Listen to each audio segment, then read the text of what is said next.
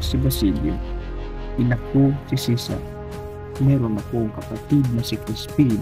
Ngunit si Crispin ay naiwan sa kumbento at sa pagbalik ko, wala na ang aking kapatid na si Crispin. Isang gabi, ako ay dumalaw sa puntod ng aking ina. Inilagay ko ang aking kabalyas na aking dala at nag-alay ng bulaklak sa aking ina. Alala ko ang gabing pagkamatay ng aking ina na si Sisa. Pinagbabaril siya sa pagkaakalang siya ay si Ibarra. Inihahabilin niya sa akin ang alahas na ibinaon niya sa ilalim ng puno ng balete.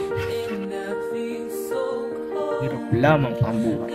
Ang tanging hangad ko lang naman ay makasama ko ang aking pamilya at masayang mamuhay.